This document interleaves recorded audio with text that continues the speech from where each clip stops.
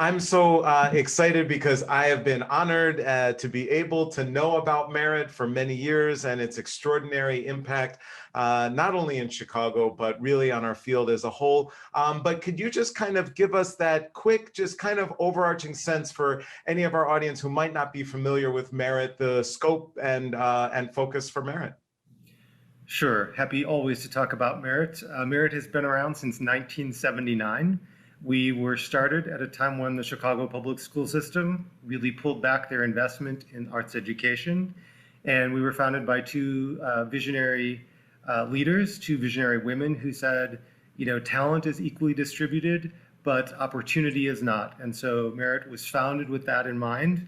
We have grown significantly over the last 40 years. We have approximately 3,000 students, and we work with them across the city and centrally in our West Loop location. It's everything, early childhood up through high school, and we are jazz and classically focused.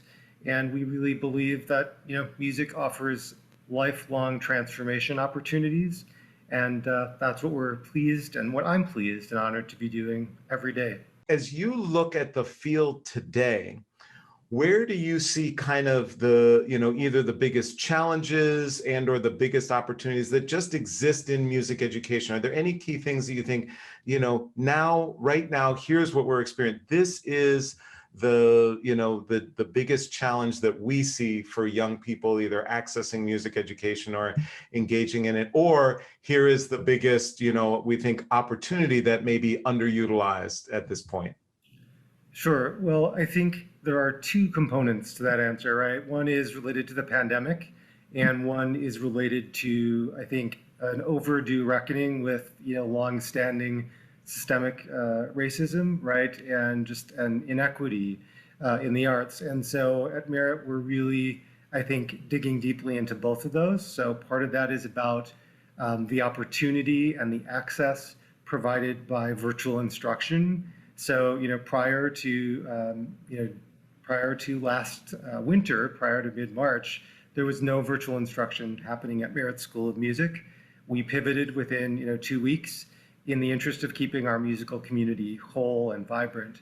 Also, as you know, a few months after that, right, with the murder of George Floyd, a real need to continue to dig deeply into what I think has long been a fight for equity at Merit. And I think the intersection of those two challenges is really extraordinary work to do. It's the work that will, I think, shape the future and the next generation of musicians and arts leaders. And I think it also presents us with tremendous opportunity because there's such destabilization, there's such isolation due to the pandemic.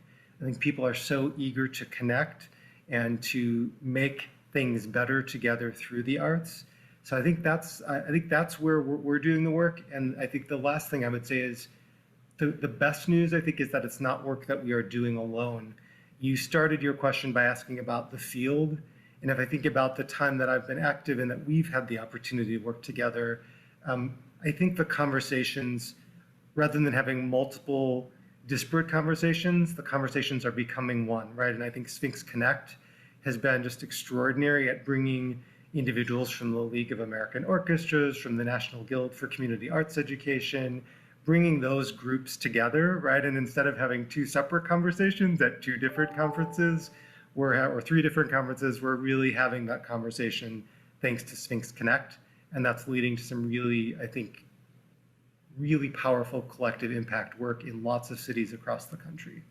Any sense or any kind of key aspects or ways that you view music schools being able to collaborate with orchestras or with a presenter? In other words, outside, if you will, of the direct field. Any examples of that you think are really important?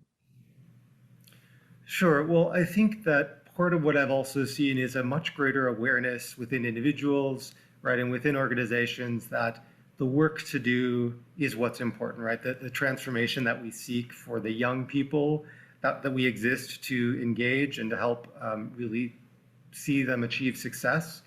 I think that is work that has grounded people that I've worked closely with here in Chicago over many years to say what we need to do together is, it's too big for any one of us to do. It's bigger than my ego or my fundraising goal. And so what I've seen is a real spirit of generosity. I've had the pleasure of planning for and then co-leading the Chicago Musical Pathways Initiative, which is it's been tremendous over the last year and a half. We're in our second year.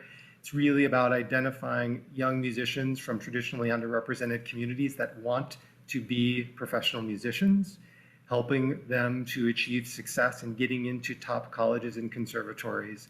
And that's work that Merit is leading. It's funded with a generous grant by the Andrew W. Mellon Foundation.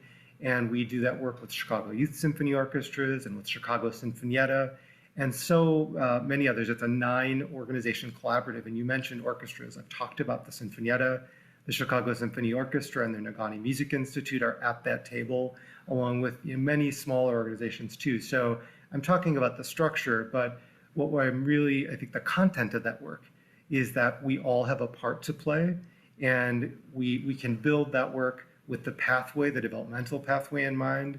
And what Merit can bring to it is hosting of the staff for CMPI, right? But then those orchestras have tremendous resources in their roster, right? They're musicians, extraordinary performances, extraordinary teachers, and those are the things that we have to look at. What are our unique talents?